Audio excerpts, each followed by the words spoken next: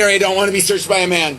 I'm transgender, non-binary, and I don't want to be searched by a man. I claim my Fourth Amendment rights. Myself when I get assaulted for NFT crypto art. What's your name? What's your badge number? Tell me your name and your badge number. White key. Ezra. Full name, full badge number. Control 131. I'm being arrested for disorderly conduct? Yeah. Okay. I was assaulted in this right? Okay. Well, you could have told us that instead of running away and playing all of these theatrics. You could have just told us that. I'm sorry, No, you're not officer. sorry. You could have took this thing real quick. But no, you wanted to play the game. I was complying. Well, you didn't want to complying. I was. You said get off the road, I got off the road. No, you didn't. I did. No, you I walked on the edge of the road. Central 131. Did you want to fight? Is that the deal? Whoa, bro. You want to fight? You want to learn it? Did you want to fight? Is that the deal? You stole my look again. Oh, geez. Here we are. Most important question, obviously. Okay. About this new film. Help me out here. Congratulations on the new movie, guys. That's magic. I've been saying the same thing. It's like, I guess it's going.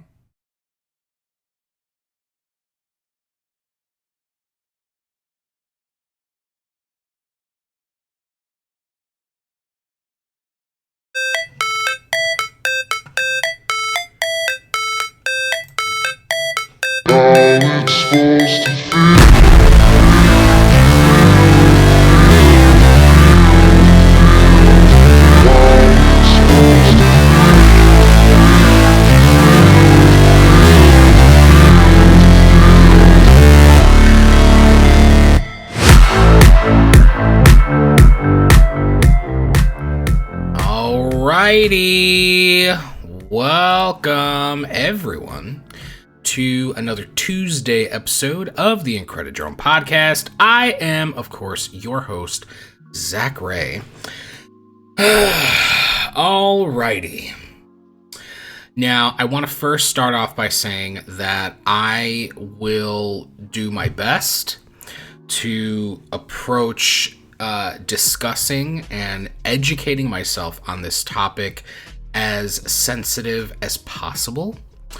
As someone who is a member of the LGBTQ plus community, I just want to start off by saying that I will be respecting Ezra Miller's pronouns, because I do feel that even though Ezra Miller is clearly weaponizing their identity to be able to garner some form of sympathy or to be able to get out of whatever trouble that they're getting themselves into, I also feel like misgendering Ezra isn't something that necessarily does harm to Ezra. I believe that is something that can be interpreted by the youth, that they can watch that discourse happening online and feel as though they are diminished in some way. And I don't think that you need to diminish someone's identity in order to criticize and hold them accountable for the clearly fucking atrocious acts that they are responsible for. So I just wanted to come out and say that first. I'm going to go about this as respectful as possible. I encourage anybody who watches or listens to this video, do the same. Use your words, use them intelligently, and it's okay to criticize what Ezra's doing, but I don't think that counteracting their own weaponization with your own weaponization is conducive to truly holding this person accountable. All right, I just wanted to say that first. I will get off of my soapbox. All right, so Vulture has come out with a very, very detailed timeline of the complete history of Ezra Miller's controversial career. And I had a completely different episode of the podcast going up today, but I decided to scrap it because of news involving Ezra Miller that came out yesterday. And I think this takes precedence over what I was originally going to talk about. I don't know if I'll release that other episode. Quite frankly, it doesn't really matter if I do or not. But as I said, I thought that this was more important to cover, considering the fact that DC has really been in the news a lot as of late, particularly last week, because of all the changes that have been going on, with Warner Brothers Discovery and the merger, and how they're going to approach DC films moving forward, all the things that they've canceled. They've canceled Batgirl. They've, canceled any other plans that they've had, any other series, whatever the previous regime was responsible for. They're pretty much diluting and dissolving the majority of it and only keeping focus on key characters like Aquaman, like Wonder Woman, Batman, Superman clearly is something they want to dive back into, which I still don't understand. After almost 10 fucking years, we still haven't seen a sequel to Man of Steel. Like, even if you don't want to do like a direct sequel to Zack Snyder's version of Superman, we still haven't had a full-fledged fucking Superman movie since 2013? So it's almost gonna be 10 fucking years since we've seen that. Anyway, that's a whole different gripe. But in all of that, in what the previous regime at Warner Brothers did was completely ignore and try to sweep under the rug all of the problematic shit that was being reported that Ezra Miller was responsible for. And I think that the one thing that has kind of been a through line from the previous regime to the current regime is that they're still continuing to not address this. I don't understand. Now, it's going to be interesting to see if they even, I don't believe they are because they haven't said anything thus far, but it's going to be interesting to see that if some point this week they comment on anything that has just come out about Ezra Miller being prosecuted against. So, but before we get to that point, because that's kind of like the end of where this is going to end today, before we get there, I want to go through Vulture's complete history of Ezra Miller's controversial career. This is an article that was recently updated as of last night, based on what occurred, written by Zoe Guy. So, let's see what Zoe has to say. All right. From beloved perks of being a wallflower beginnings to becoming a rising star in Hollywood, Ezra Miller was supposed to be a queer blockbuster movie star, a flower child eccentric who lives in Vermont and plays The Flash, and an activist who stood up for victims of gender-based violence and indigenous communities. Instead, the 2020s ushered in a different kind of Ezra Miller, who would be caught on video physically attacking a fan at an Iceland bar, rumored to be leading a cult, and accused of grooming an 18-year-old Sioux activist. In the first paragraph.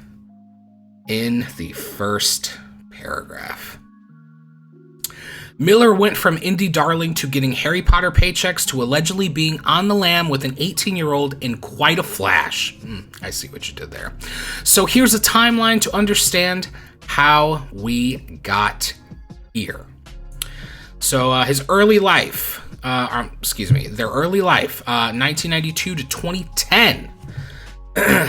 So from 1992 to 2008, Ezra Miller grew up in New Jersey with their father, publisher Robert S. Miller of Workman Publishing, their mother Martha, a dancer, and two older sisters. The family also had a home in Chelsea for their forays into the city, as one does. They were born with a speech impediment, so they turned to opera to focus on control and manipulation of the breath, Miller told the Daily Beast in 2017. They eventually overcame their stutter. All right. Summer of 2001. Miller stars Miller stars in the Robert Wilson and Philip Glass opera White Raven. That was a very confusing and trippy creation tale, and I was a kid who brought up the sun and rotated the earth, they told Collider later. It was very empowering. Miller went on to join the children's chorus at the Metropolitan Opera for 2 seasons. May 18th, 2008, Antonio Campos' drama After School premieres at Cannes, in which Miller plays Robert, an internet-addicted loner who fetishizes cell phone footage. Excuse me. After he accidentally films the death of twins at his boarding school, he is tasked with making a video tribute for the girls. That was a great film experience because of how fucked up it was and like a psychotic filmmaker process with young kids. They say in a 2018 interview with The Hollywood Reporter. I think we're beginning to see the stages of a pattern. Allegedly, just saying. Just my observation. And then I was just hooked to film. After the film is released, Miller drops out of Hoboken's Hudson School during their junior year. Indie Darling, 2011 to 2015. May 12th of 2011. Fresh off the heels of small TV roles and parts in small films, Miller breaks through with We Need to Talk About Kevin. Miller plays the titular role in the movie, which tells the story of a mother, played by Tilda Swinton, coming to terms with the horrors her teenage son committed. The Lynn Ramsey directed film goes on to become a Cannes darling, cementing Miller as a rising talent. While shooting, Miller refrained from speaking with their mother for the entirety of the shoot to better inhabit the mind of their psychopathic character. In the moments where my mind could escape Kevin's, I had this growing, gathering appreciation for everything that my mother did right, they tell New York Magazine in 2012. But to bring back to the forefront of my brain this loving, empathic relationship with my mother would have been extremely detrimental to either me or the film. So it was really essential that she keep fair distance. You know, Ezra went real method, you know. I can't talk to anyone. Ezra really decided to take the Jared Leto approach. Good thing Ezra didn't decide to, you know, send used condoms and dead mice to their castmates and things, because, you know, that would be going too far. June 28th of 2011. Excuse me. Miller is a passenger in a vehicle that is pulled over for a broken brake light in Pittsburgh while shooting Perks of Being a Wallflower. Police find 20 grams of marijuana on Miller. The then 18-year-old is charged with drug possession, but the judge drops the case. The actor instead faces 2 citations of disorderly conduct and is ordered to pay $600. That's it? You got off easy, my friend. I don't feel like there's any need to hide the fact that I smoke pot, they would tell New York Magazine. It's a harmless herbal substance that increases sensory appreciation. November 17th, 2011. I, like the rest of my generation, have proceeded through the last decade with my life with hopelessness, Miller says, speaking at the Occupy Wall Street Day of Action. Truly feeling the profit motivation of this society will inevitably lead to economic despair, environmental ruin, and the loss of civil liberty. Cool your jets. Cool your jets. September 8th, 2012. Perks of Being a Wallflower bows at Toronto International Film Festival. Miller co-stars as Patrick Stewart, a gay high school senior who, together with Sam, played by Emma Watson, takes depressed freshman Charlie, played by Logan Lerman, under their wing. The film, based on the popular coming-of-age novel, launches Miller into the realm of teen heartthrob and household name. During the press tour for Perks, Miller talks school bullying and officially comes out. I'm queer, they tell Out Magazine. I have a lot of really wonderful friends who are very different sexes and genders. I am very much in love with no one in particular. I've been trying to figure out relationships, you know? I just want kids in all situations to hold on, they go on. A lot of adolescence left me wanting to end my own life. Just give up. It feels like the whole world, because it is. It's your whole world. But man, life is a really, really cool ride. It's really amazing the type of shit you can get up to if you endure. Like, you can do anything. Anything you want if you can survive. Here's the thing. I agree with all of that. I agree with the sentiment. I agree that representation matters, regardless of how a lot of people, because I know a lot of people think it's all woke bullshit and whatever. But the truth of the matter is, if you feel that way, it's because you're not a part of a marginalized community. Okay, so the LGBTQ plus community is very much a marginalized community. The Black community is very much a marginalized community. The Indigenous community is very much a marginalized community. Okay, anybody that isn't white, essentially, is a marginalized community. We're basically people weaponize your identity, your physical features, your skin color against you and use that to demean, diminish, and erase you from existence. That is the truth, okay? And again, if you are somebody who feels opposite of that, more than likely, it's because you are not a part of any of those groups, and you are incapable of fully realizing the truth behind those words, and instead hide behind the fact that it's just, woke bullshit, representation doesn't matter, whatever. And the truth of the matter is that representation matters because it just fully shows that America as a whole is all-encompassing. Okay, America shouldn't just be one thing. If we are the land of the free and the home of the brave, America should represent an all-encompassing population. Okay, that's just the truth of the matter. So I respect the fact that at that time, in 2012, Ezra was very much someone who wanted to be able to use their platform for good and really wanted to be able to uplift the fact that, look, I'm very much this person. Anybody who identifies in a similar way that I do, just know that you can also be successful too.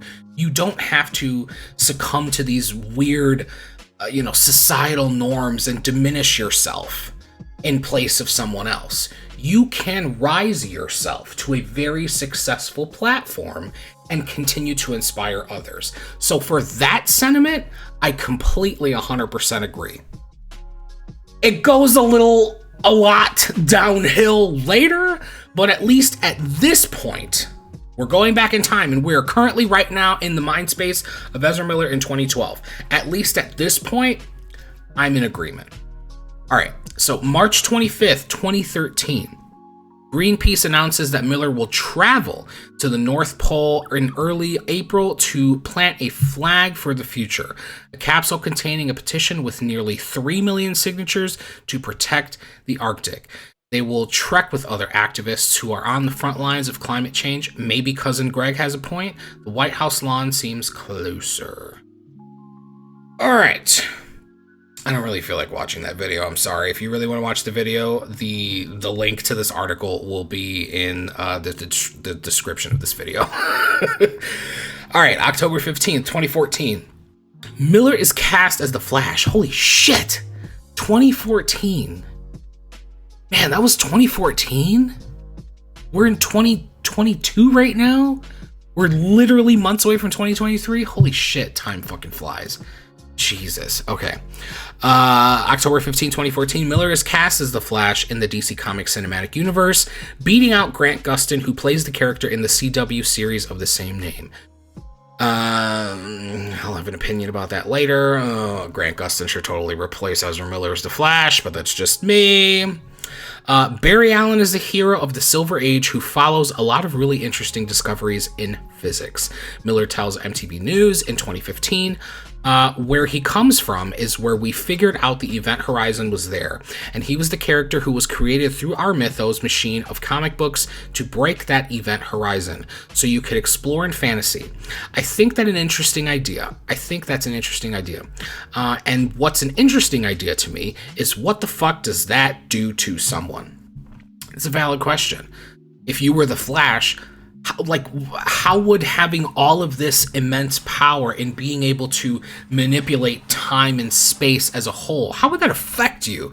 It would drive me fucking insane, okay? I'm already unhinged as an adult. So if I had the abilities of Flash, I think it would drive me a little insane, and I'd probably end up becoming Reverse Flash because my mind would just be... but that's just me. January 26, 2015. Kyle Patrick Alvarez's Stanford Prison Experiment premieres at Sundance Film Festival. The film explores the 1971 psychology experiment conducted by a Stanford professor, Philip Zimbardo, where male volunteers were randomly assigned to the roles of prisons or guards. Over the course of 5 days, the guards increasingly brutalized the prisoners, forcing the unethical experiment to end on its 6th day. In a leading role, Miller portrays one of the prisoners. Never seen that movie, so can't comment on it. March 31st, 2015, Miller releases their first EP with bands Sons of an Illustrious Father. Ooh, alright. That's very hipsterish of you, but okay. Which they've been linked to as early as 2011, describing the band as helping them discover their relationship to the world and mental illness. I think there was a lot of mental illness that I did not know how to manage or deal with in the earliest times of the band. I was 15 or 16, I didn't have any real means of monitoring myself, and I was also working in film and having this strange type of exposure, they told Vulture in 2018. I was feeling insecure about that relationship to the world and what it would actually mean for me. I was feeling insecure in my decisions up to that point to take that path, and I was feeling insecure about the ways it held the potential to really separate me from people I love. That was tied into illness, and I was discovering in myself. June 24th, 2015. Miller is in talks for a role in Harry Potter spin-off, Fantastic Beasts, and Where to Find Them. This is Miller's second role in a major studio franchise. Alright, franchise roles, 2015-2019. So we're starting at March 19th, 2016. Warner Brothers releases Batman v Superman: Dawn of Justice. I only watch the Ultimate Edition. The theatrical cut is trash. Miller makes their first appearance as the Flash. July 26th, 2016, they perform an emotional and at times somewhat strange piano rendition of Rihanna's work at San Diego Comic-Con. Never seen that, not interested in watching, very sorry about it. August 1st, 2016, Suicide Squad premieres. Miller makes their second appearance as the Flash. You know, I actually forgot that Ezra Miller was in the Suicide Squad, but now thinking about it, I'm like, oh yeah, Ezra was in that one scene, where, what was it? Oh, what was the character? Boomerang. Boomerang was robbing the bank. Yep, I remember that now. Oh, I don't have good memories of Suicide Squad.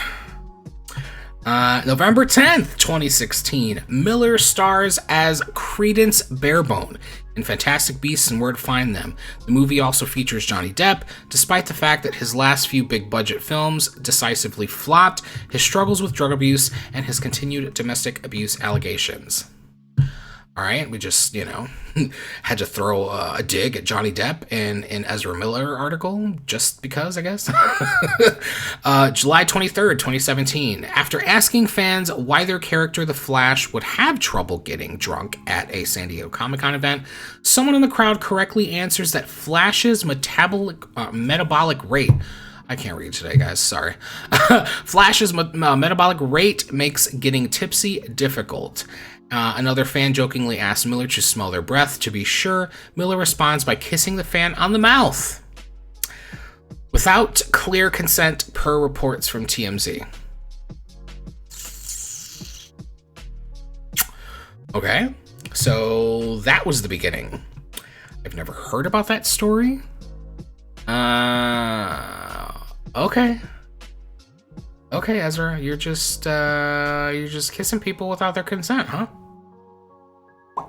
I mean, that's obviously, now in 2022, out of all the things that we've heard about Ezra Miller, it's like, this isn't the worst, but it's still not good. It's still not fucking acceptable.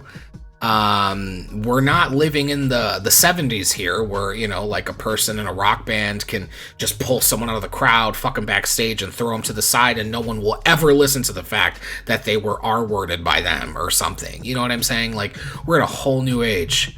We're in a whole new age, my friend. And, shit like this, while maybe seeming harmless in the moment, will come back to haunt you. The truth will come back to haunt you, as it has. All right. On November 13th, 2017, Miller gets to reprise their role as the Flash in Zack Snyder's Justice League. Zack Snyder's Justice League is far superior. Thank you very much. Just wanted to say that. All right. July 24th, 2018. Miller cosplays as Toadette for Mario Kart and gives a bizarre red carpet interview to Clever News in character with their mushroom posse in tow. Miller answers questions in gibberish and scurries off when the interviewer asks them if they need a cocktail. So this video I'll watch. I don't really care to watch the other, previous videos that were here, but this one has me curious.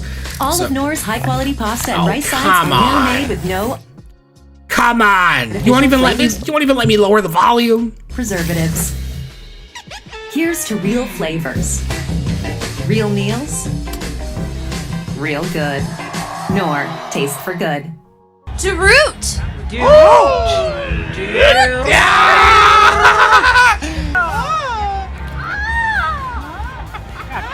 Dude, look at Ezra's eyes. Can I ask you some slang terms? Do you guys want to answer some slang terms? Oh, okay. All right. What is make whoopee? Oh, make whoopee. I mean, to play devil's advocate for no reason at all, they're probably just, playing up the characters and yada, yada, yada, whatever. But it is still pretty fucking weird. I'm not gonna lie. Okay, let's do one more. To root.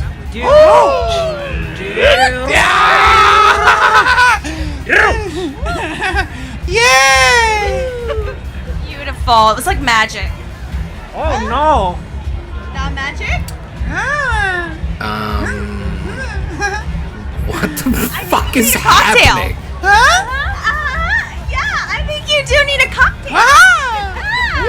I think they've already had plenty of cocktails. I think I need a cocktail. For more from Sadie. No. I don't think you want to exact that energy.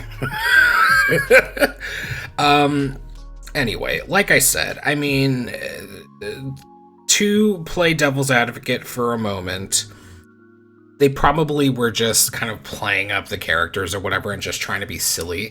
And it also honestly could have just been a way of them trying to avoid answering questions in an interview.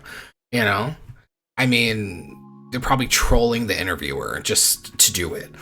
You remember that one year, was it the VMAs? I think it was the VMAs, or maybe it was one of the Grammy shows when Lady Gaga showed up in an egg. And she was being carried in an egg that was on like this big pedestal or whatever and being carried around by like these big huge dudes and shit. And I remember her talking about that after, and everyone was like, oh my god, like it was just so artistic, like what was the meaning? Like, oh my god, there must be like some deep, like crazy meaning behind it. And she was just like, I just didn't want to talk to the interviewers. I didn't want to be interviewed, and I thought it was a cool way to avoid being asked and answer to questions. So, I mean, this could have been something like that. I don't know. That's just me giving Ezra benefit of the doubt in that moment, even though Ezra doesn't fucking deserve it. So, moving on. August 16th, 2018, Miller and their band are interviewed by 14-year-old activist Gibson, formerly Takata, Iron Eyes, for Sleek magazine. Iron Eyes had initially met Miller while protesting the Dakota Access Pipeline in 2016. November 7th, 2018, in a Hollywood Reporter profile, they discuss their gender and an alleged experience where they endured sexual harassment. Queer just means no, I don't do that, they clarify. I don't identify as a man. I don't identify as a woman. I barely identify as a human. Miller claims that a director and producer offered to exchange sexual favors for a movie role when they were underage. They gave me wine and I was underaged, they tell THR. They were like, hey, want to be in our movie about gay revolution? And I was like, no, you guys are monsters. In that same interview, Miller asked the writer if she would like to see the crossbow that Miller's character used to murder several classmates, and we need to talk about Kevin. They apparently keep the crossbow in their house.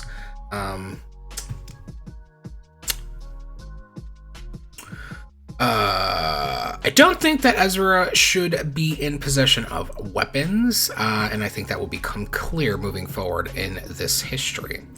November 15th, 2018. They pose for Playboy and talk gender, sexuality, art, and Me Too.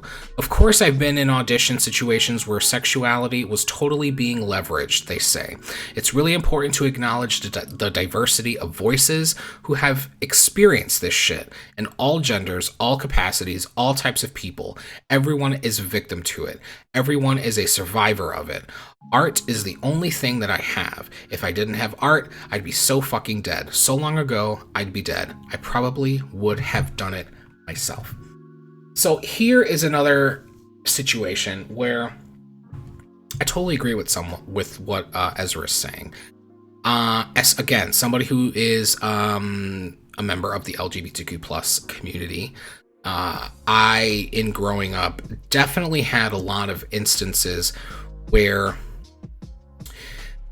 if my passions for the things that I love to do, you know, for film and for art and for creating and for writing, you know, if I didn't have those passions to be able to throw myself into as a more escapist tactic to get away from all the shit that was really plaguing me and all of the real feelings, all of the real hurt that I was experiencing. If I didn't have all that, then yeah, I can agree that I probably wouldn't be here either. I probably wouldn't be here being able to do something that I love, you know, doing this, making a YouTube video, you know, just doing weird shit. Like I created, you know, this weird stick figure Suspicious Minds thing that I put on my channel. And I literally did it because I just thought it was funny. You know, just being able to do something like that, like that's artistic expression. And being able to do things like that is very, very, very healing and therapeutic for a lot of people, me included. So I understand what Ezra is saying here, and I think that what Ezra is saying is very true. And I really, really wish, I really, really fucking wish that this story didn't go downhill from here. I really fucking do, because a lot of the things that Ezra says and stands for, or stood for, I should say, you know, back in 2018 and prior, it's a lot of what a lot of people can stand behind and can really feel strongly about. So it's just a shame that now this story is going to go completely downhill and completely paint a different picture of who this individual is. And it's just fucking sad. All right. Erotic behavior, abuse, and grooming allegations. 2022 present. All right. February 2020. When filming for Fantastic Beasts: The Secrets of Dumbledore was halted due to the COVID-19 pandemic, Miller reportedly took up residence at an Airbnb in an Iceland suburb, along with artists, expats, and spiritual confidants, according to an August 4th Business Insider report. One anonymous woman who compared the house to a commune felt like everyone was hypnotized. Miller reportedly paid for food, weed, and lodging at the Airbnb, where they were said to have held speeches about spirituality, alluding to possessing spiritual powers. Several sources told Business Insider that they were afraid of Miller's emotional outbursts. April 1st, 2020, and no, not an April Fool's joke, unfortunately.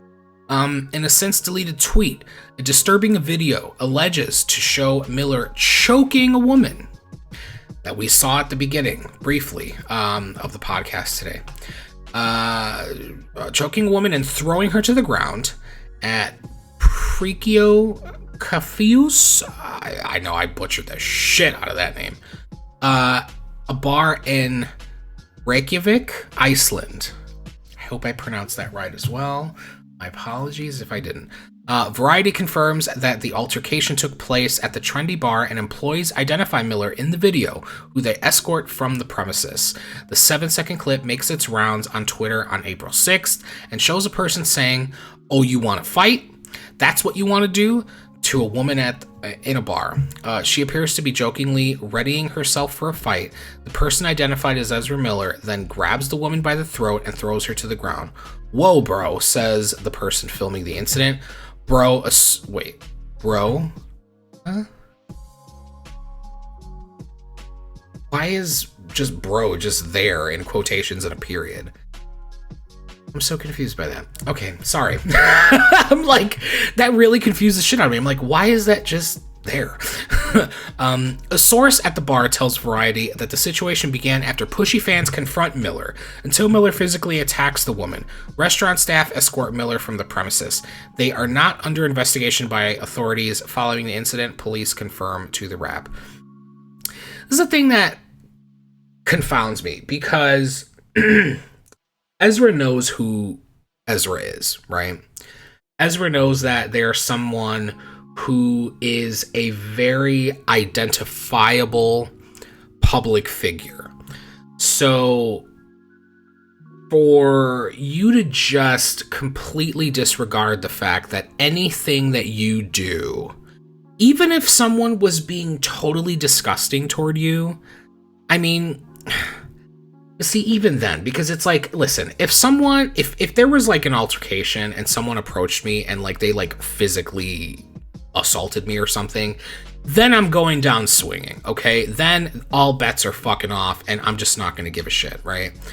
But in this situation, it just seems like maybe they were just like heckling Ezra and like, you know, maybe teasing Ezra for some shit, or maybe it really wasn't that at all. Like, who really fucking knows?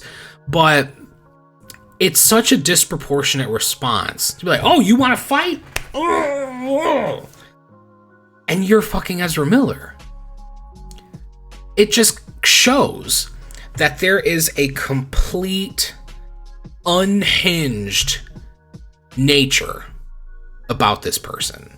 I mean, it just becomes more clear to me. And actually reading this, it kind of becomes a little more clear than maybe I've ever really seen before. I just don't get it. Like, I get it that, you know, celebrities are just people, you know, they're just regular people that just happen to be viewed by the world and get paid obnoxious amounts of money. But I can't see myself reacting in this way. Especially someone who comes from a life of knowing what it's like to really be treated poorly by people. And really, I mean, poorly is being nice. I mean, I could probably being treated really harshly by people. But even at the worst of how I've ever been treated by someone, it's never resulted in something like this. I'm much better with my words. And if somebody wants to put their hands on me, then again, like I said, all bets are off. But it's such a disproportionate response, and it just really kind of shows to, in my opinion, the mental capacity that Ezra Miller seems to be at, or lack thereof. All right. That month, Business Insider later reported Miller rented out parts of a hotel in northern Iceland to record music with local musicians. One young woman, who was 18 at the time, began a sexual relationship with Miller during the 6 days she stayed at the hotel. Ezra was super manipulative. They kind of had us under their finger, she said, describing several verbal altercations. They were able to twist and pull everything that I thought I knew about the world. Unhinged. I mean, there's no way around that, honestly. January 28th, 2022, in a since deleted video posted to their Instagram account, Miller tells members of a North Carolina chapter of the Ku Klux Klan to kill themselves with their own guns, or else we'll do it for you if that's what you want. It's unclear if Miller is responding to a specific incident. The video goes viral on social media. Yeah. I mean, not gonna come to the defense of the Ku Klux Klan at all, but I mean, like, why do this? You know, like, you're not like me on the internet. You know what I'm saying? Like, you're not Joe Schmo on the internet who has like 5 followers. You are Ezra Miller, and you have millions of people that know who you are. You are the fucking Flash, okay? And you kind of post weird things like this, and I don't know. I think it's kind of cringe, quite frankly. But let's watch the video anyway. It says, I promise you'll never guess what Ezra is about to say in this video. This is Ezra Miller, aka the Bengal Ghouls, the Mad Goose Wizard. And, is that a flash ring? This is a message. Is he even wearing aka a flash the Bengal ring? Ghouls. What? It's a lightning bolt. I mean, it's either Flash or Harry Potter. I'm confused. The Mad Goose Wizard. And this is a message for the Beulahville chapter of the North Carolina Ku Klux Klan. Hello, first of all, how are y'all doing? It's me. Look, if y'all want to die, I suggest just killing yourselves with your own guns. What? Okay? Otherwise, keep doing exactly what you're doing right now, and you know what I'm talking about, and then, you know, we'll do it for you if that's really what you want. Okay, talk to you soon, okay? Bye!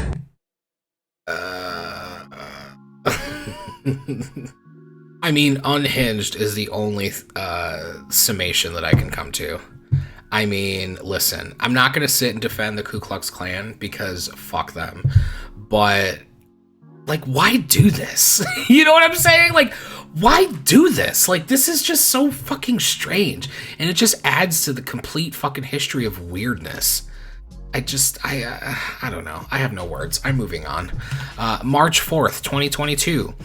Asking for It premieres. The revenge film tackles sexual assault and co-stars Ezra Miller, Vanessa Hudgens, Kiersey Clemens, and Alexandra Shipp. On April 20th, director Eamon O'Rourke allegedly punches trans comedian Grace Frode twice in the head. Really? I didn't hear about this. Jeez. Okay, so you don't want to expand on that? Can we know more? I don't want to click this and have it lead somewhere else, but I need to look into that. Okay. All right, moving on.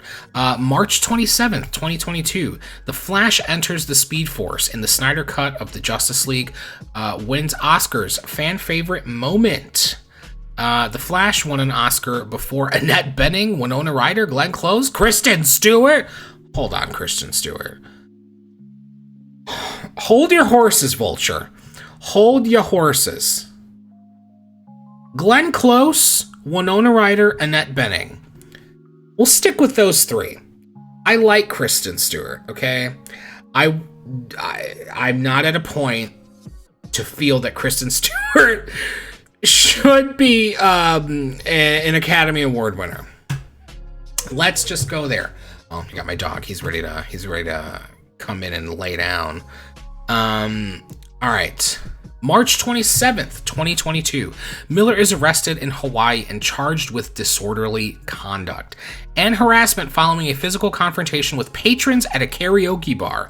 Who the fuck gets in a fight at a karaoke bar? Your voice sucks. No, your voice sucks. Hey, guess what? All of our fucking voices suck, okay? We're at a fucking karaoke bar. We're not on, you know, what America's Got Talent, all right? We're just here to fucking sing, I don't know, sing anything poorly. I can't think of a song right now. I'm going to sing Freebird totally poorly and very drunk. Like, that's what I'm here for. Okay? I'm not here to try to sway public opinion and have them massage my ego. Like, not at all. In a public statement from the Hawaii Police Department, Hilo Patrol police alleged that Miller became agitated when patrons began singing a karaoke rendition of Shallow from A Star Is Born. You gotta be shitting me. You gotta be shitting me. Oh my gosh. They began yelling obscenities at the patrons and grabbed a microphone from a woman singing karaoke and later lunged at a man playing darts, according to police. Okay. Okay. So the guy's throwing darts and you lunged at him?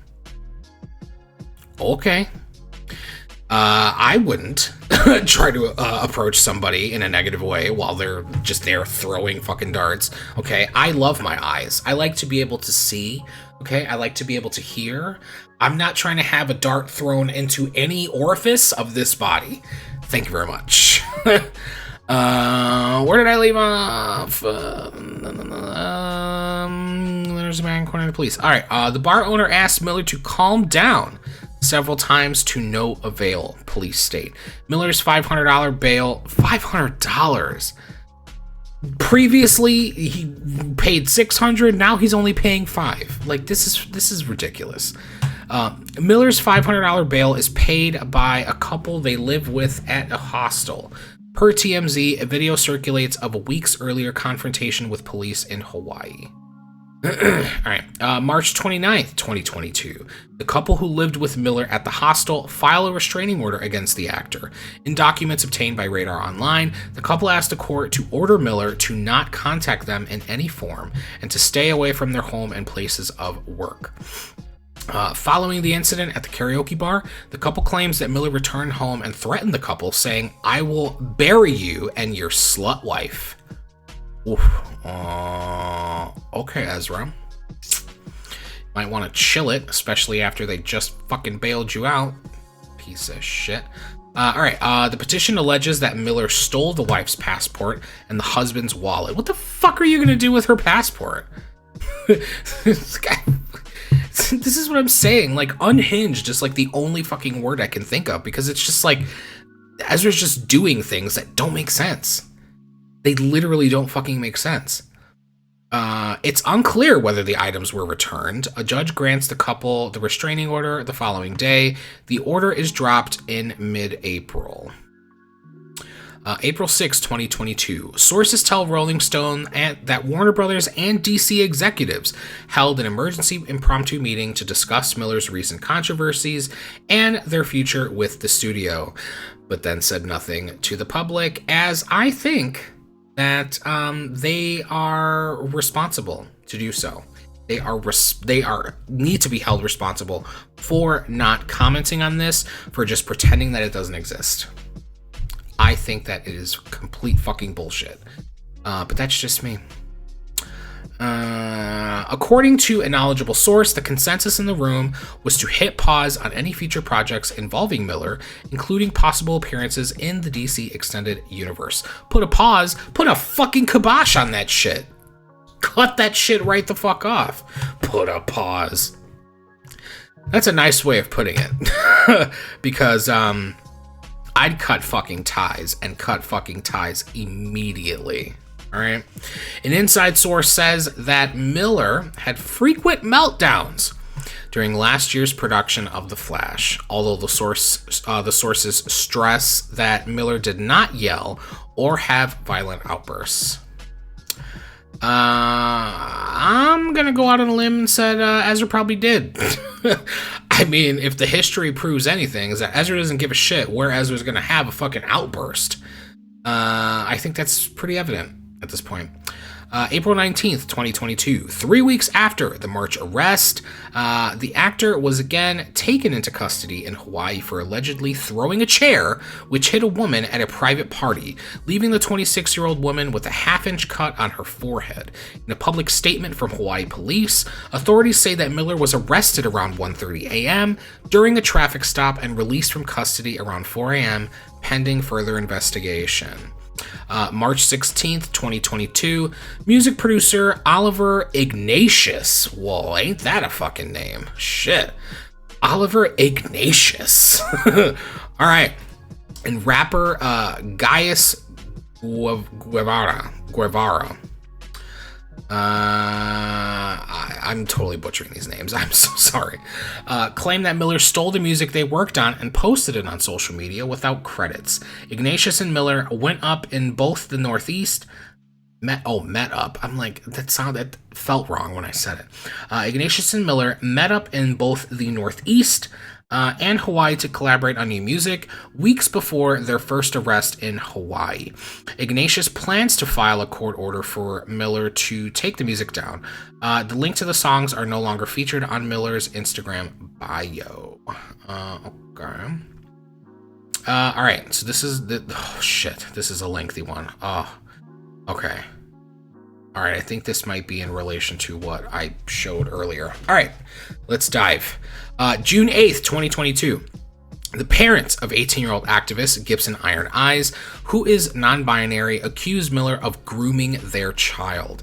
Court documents obtained by TMZ from the Standing Rock Sioux Tribal Court, Gibson's parents, attorney and activist Chase Iron Eyes, and pediatrician Sarah Jumping Eagle seek intervention from the court, alleging that Miller has been involved with their child since they were 12. A judge signed the request for a protective order, which says Miller cannot contact the child, Sarah, or Chase, or be within 100 yards of their residence.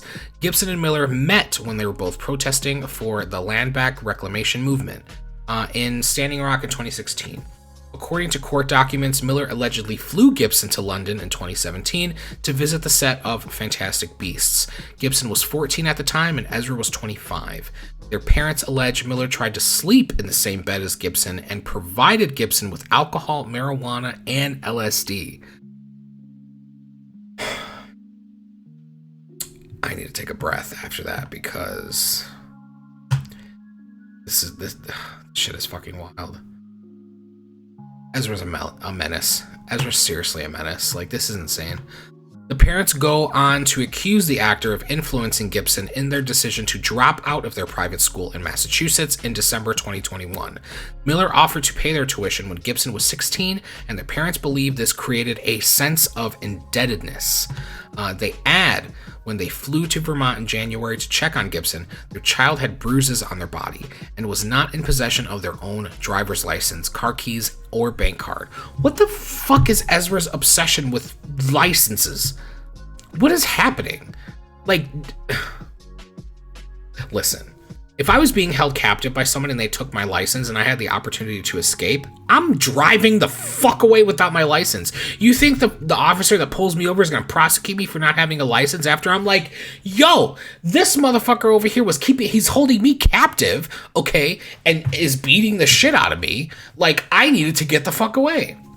But obviously, that's the way that this story unfolds is the fact that, this person that Ezra is supposedly being accused of kidnapping and holding against their will has come out and said, that I'm not being held against my will, whatever. It can all be orchestrated.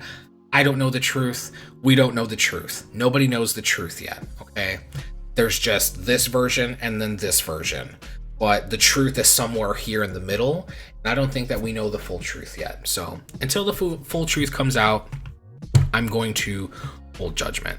I'm going to hold further judgment. I obviously have my opinions based on what I'm reading, but I'm going to hold further deep diving into my opinion on that until something, more solidified comes out.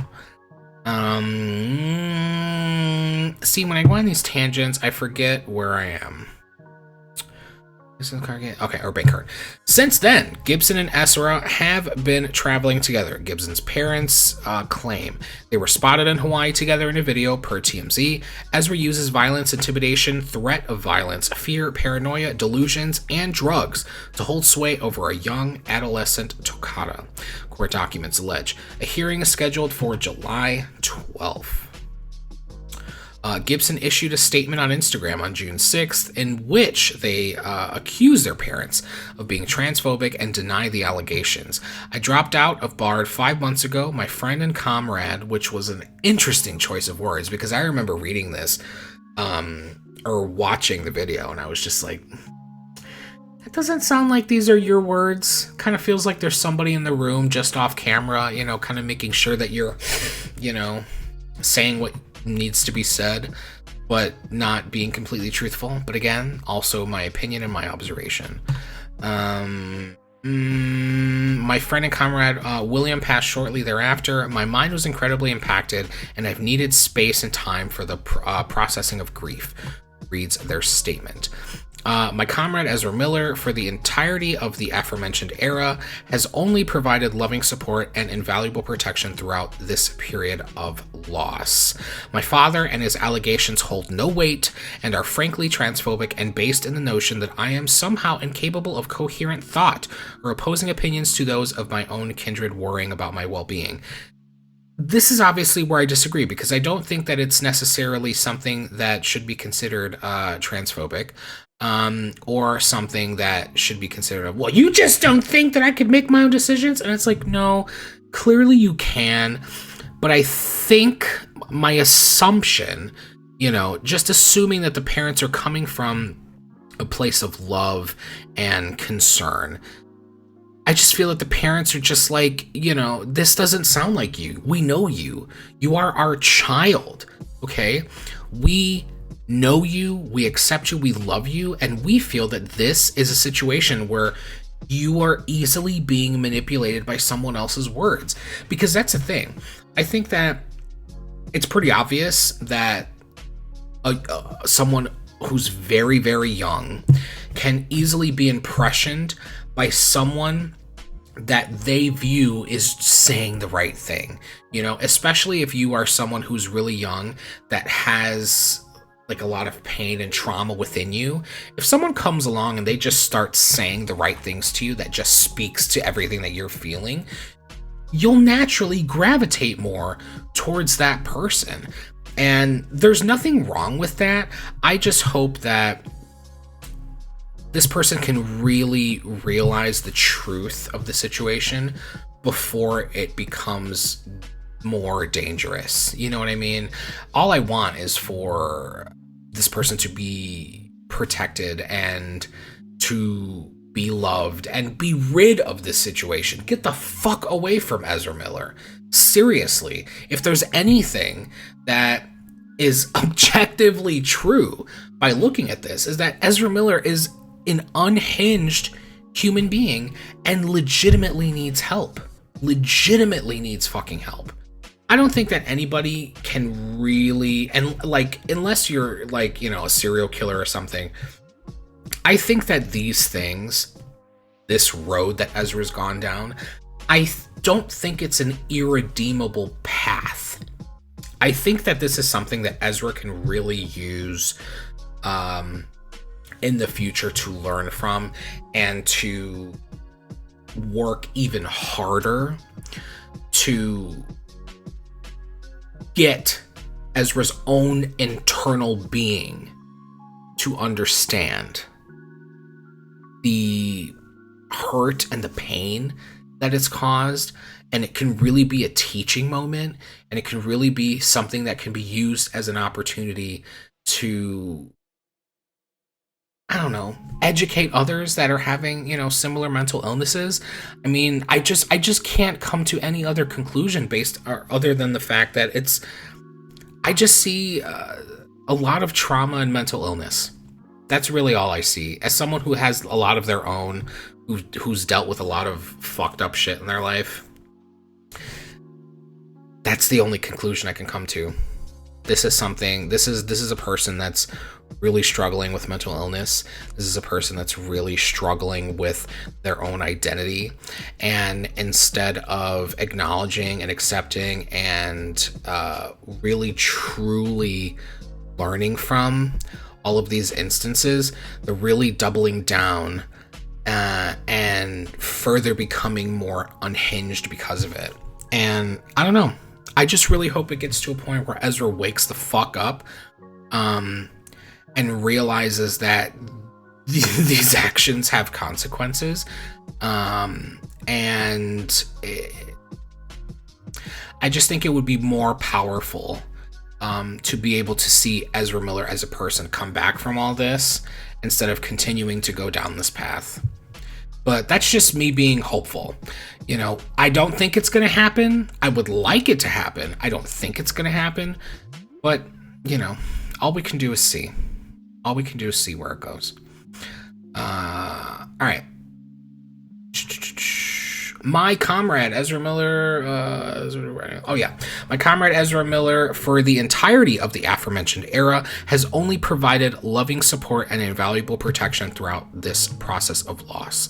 My father and his allegations hold no weight and are frankly transphobic and based in the notion that I am somehow incapable of incoherent thought or opposing opinions to those of my own kindred worrying about my well-being. I am now aware of the severity of emotional and psychological manipulation I was made to endure while in my parents' home. Are those your words or are those Ezra's words? Where does the manipulation begin? Does it begin with your parents or does it begin with Ezra? That's my question. The previous day, Gibson had posted a video on Instagram of themselves and Miller smoking cigarettes. June 9th, 2022. Gibson's parents say that Miller and Gibson remain on the run, while the court has not been able to locate or serve the actor because their whereabouts are unknown. Gibson releases a video statement on Instagram saying that nobody is controlling my Instagram account and expressed disappointment in the press coverage. It's really distressing that the narrative of the victim in question is not being granted any trust. I worked really hard to make really clear what was going on. They said in the video. If the statements are too profoundly contrasting to whatever assumptions those of us have garnered and have chosen to carry, I'd like to say that it's nobody's business and nobody is owed a story or an outcome. Well, at this point, I think we kind of are. And you want to know why? It's because all of this involves Ezra Miller, who is a public figure. You are involving yourself with a very problematic public figure who's literally going to have every single minuscule moment well documented. So, that's just what you're getting yourself into, unfortunately, by aligning yourself with this person. So I'm going to go ahead and watch her video. All right. Hi, guys. Hi, folks.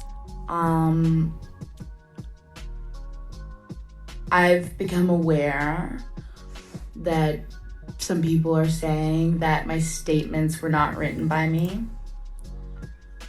I'd like to clarify that they are, in fact, directly from me. Nobody is controlling my Instagram account. I don't have a phone right now out of my own personal conviction. And honestly, it's really distressing that the narrative of the victim in question is not being granted any trust. I worked really hard to make really clear what was going on. And if the statements are here's my thing before I let it finish. I think it's an interesting mischaracterization that's being made, that the victim is not being allowed to, how did she word it? She's not being granted any trust. My opinion is that it's not that your words are being invalidated. It's just simply the fact that you're aligning yourself with someone who is a well-documented, unhinged, lying piece of shit.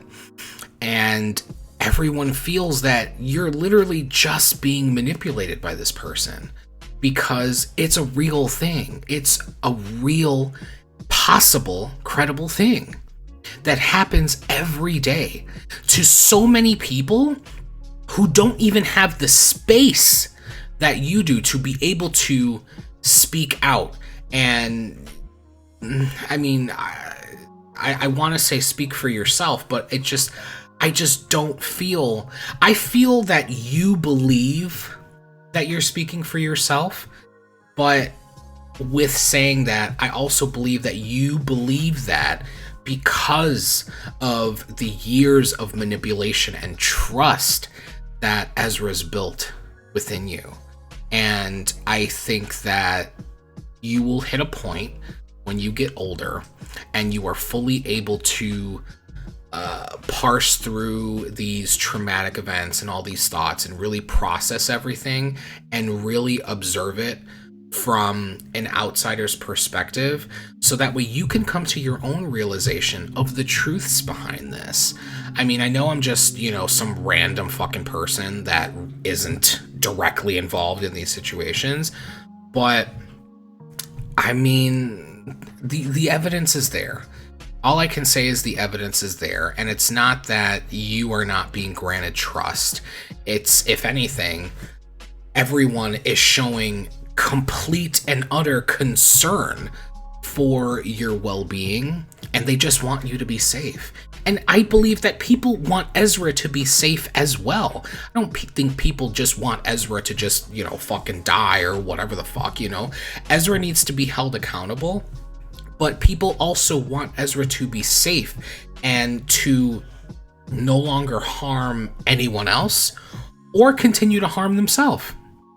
I mean, that's what I want, as someone who exists as the outsider reading all of this and observing it. That's what I want. I want you to be safe. I want Ezra to be safe.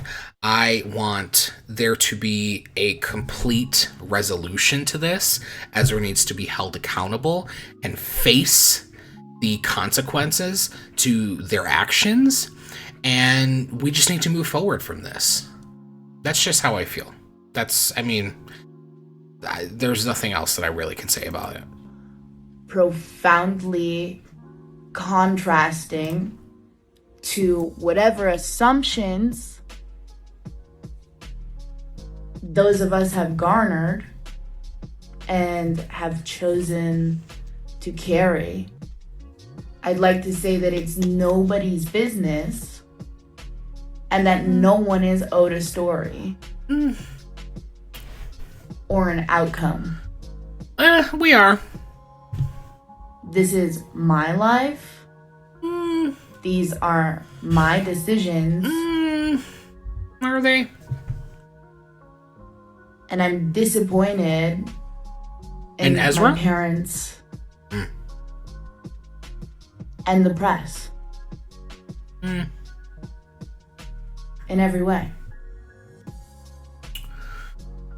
Thank you.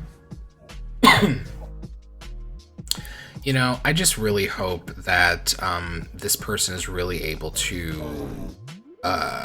come to a more complete and satisfying resolve, because I just see a lot of pain there, and it hurts.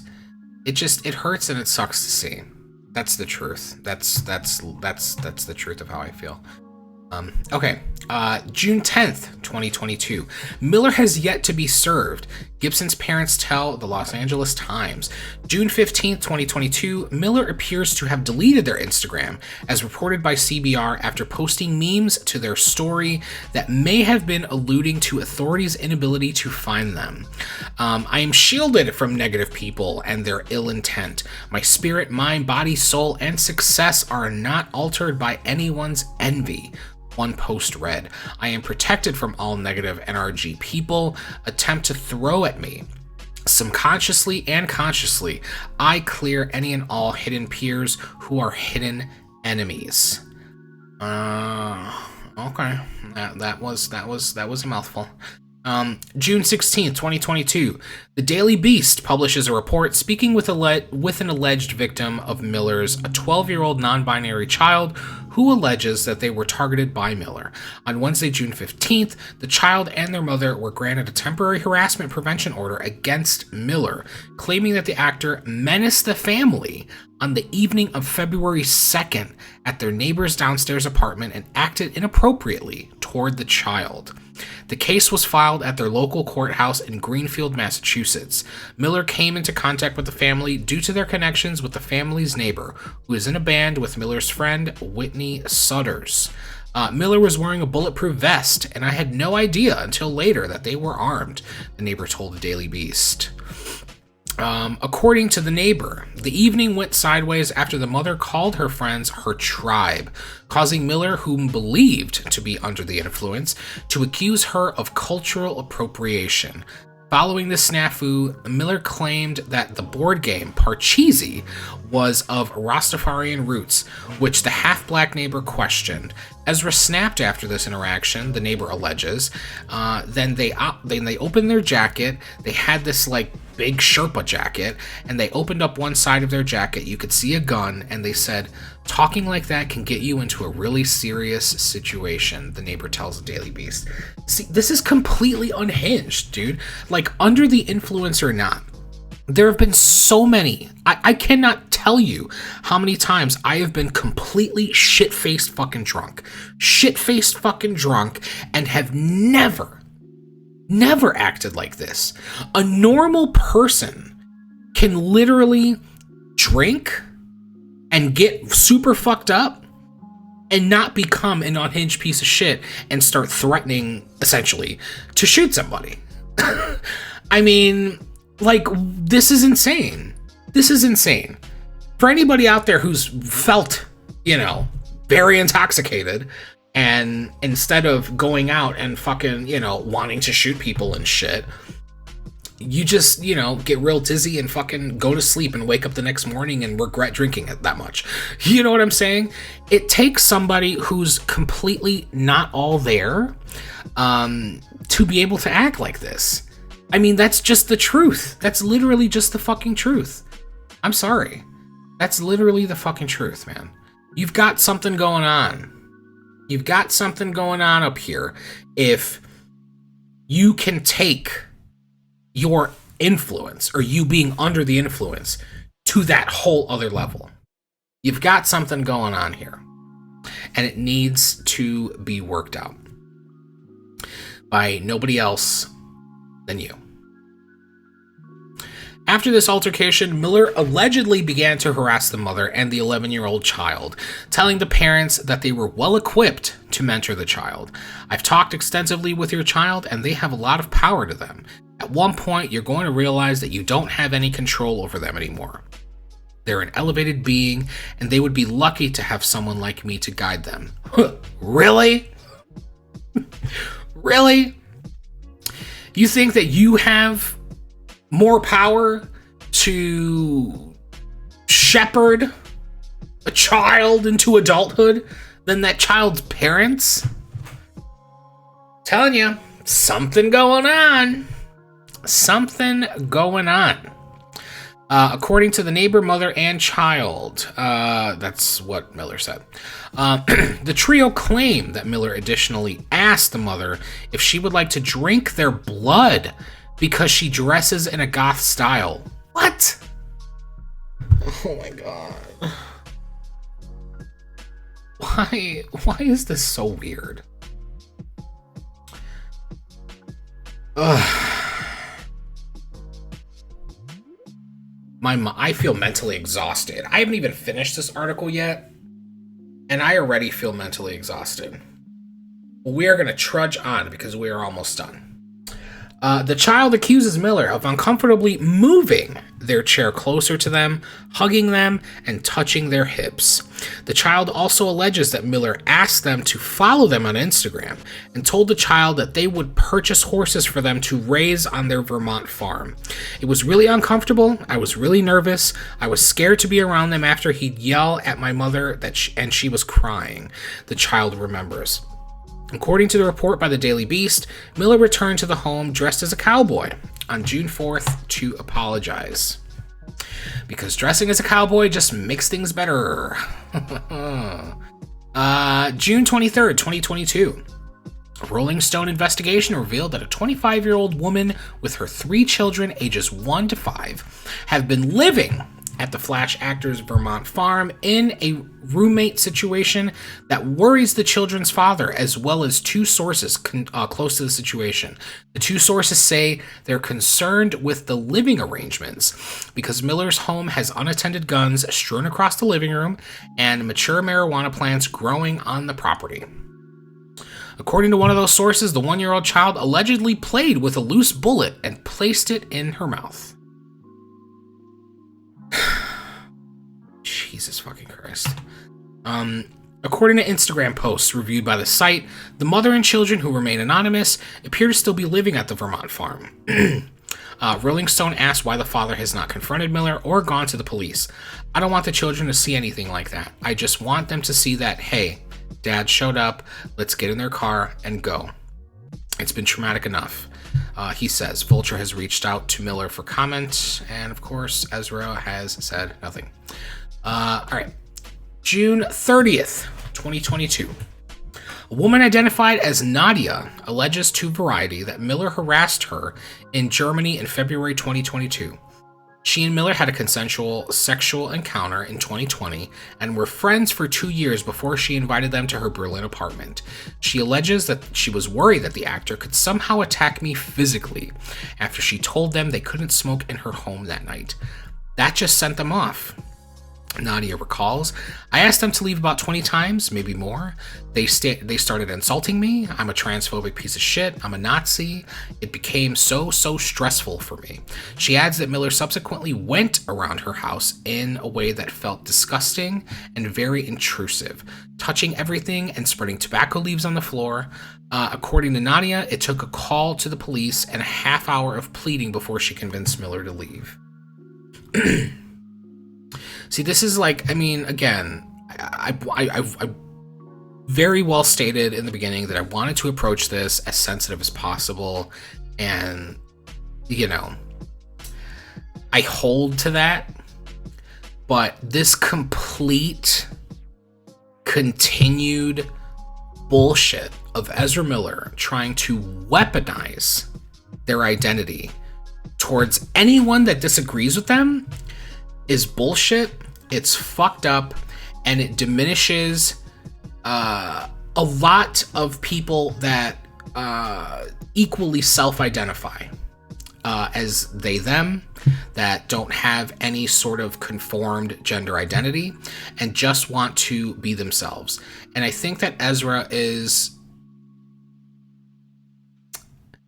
continuing to weaponize that and really just utilize it to fuel Ezra's own anger and hostility that they may have toward, I don't know, humans in general, people. I just don't,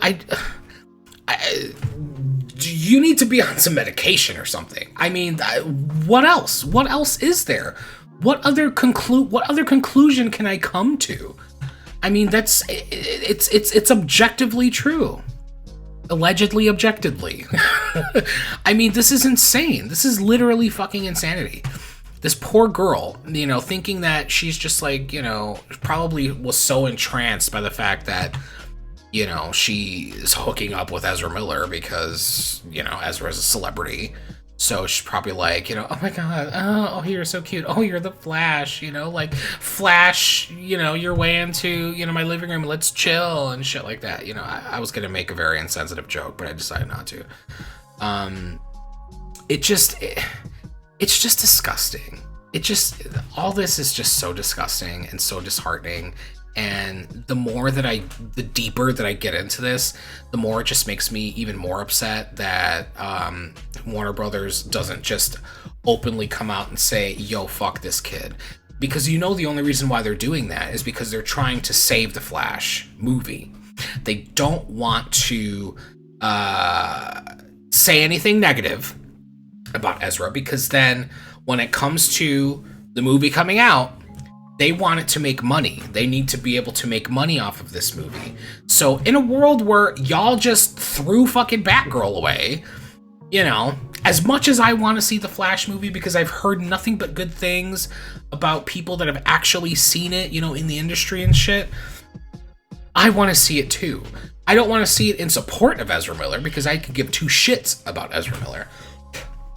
But I want to see it in support of, you know, everyone who worked so fucking hard to make that movie a reality.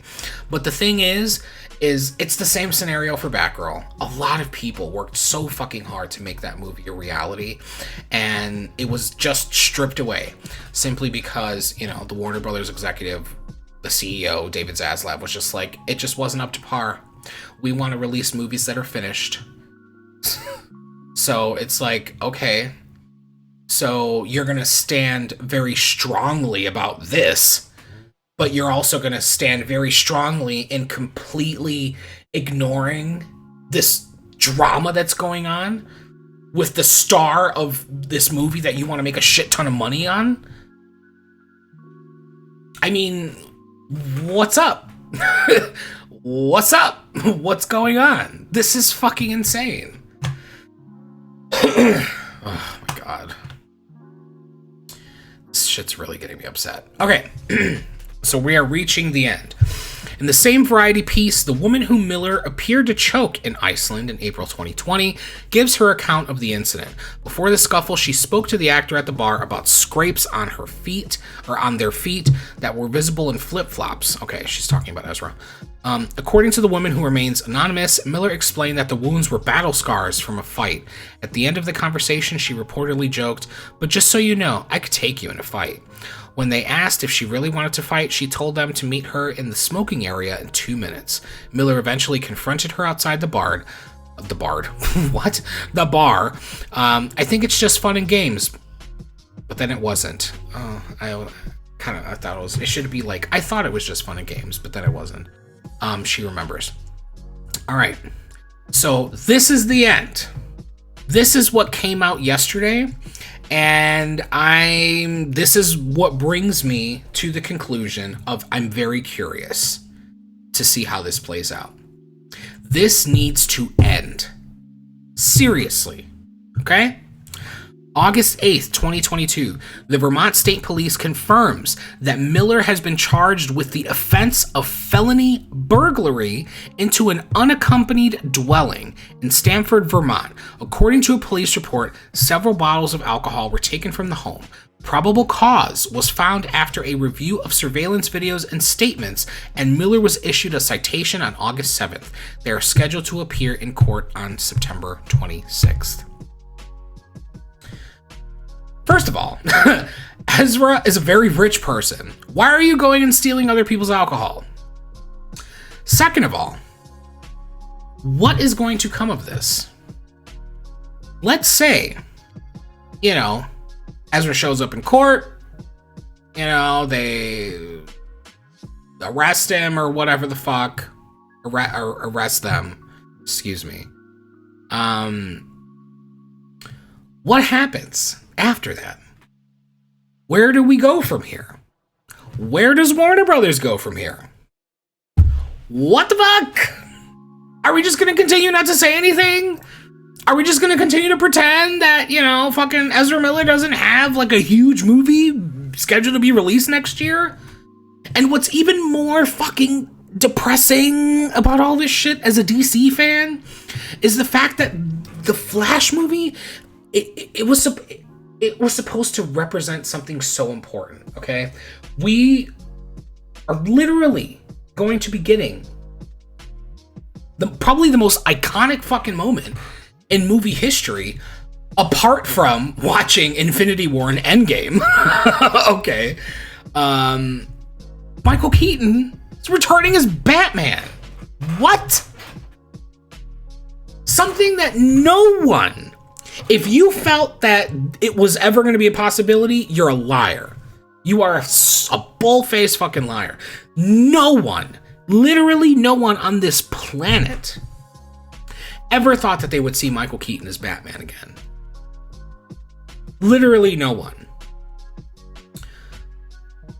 And also the fact that people have been so looking forward to a Flash movie for so many years. It's taken so fucking long to be able to get to the point. Literally, if you think about it in context, when the first season of The Flash came out, around that time, years ago, okay? Years. They announced that they wanted to make a Flash movie, all right?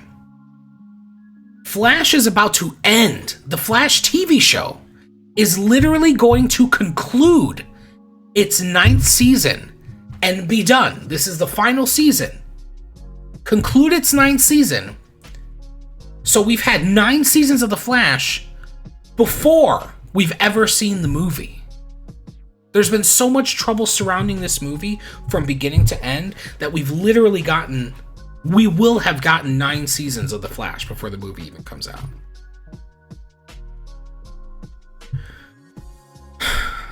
I don't know. I'm exhausted. I just think that this whole shit with Ezra Miller is just disgusting.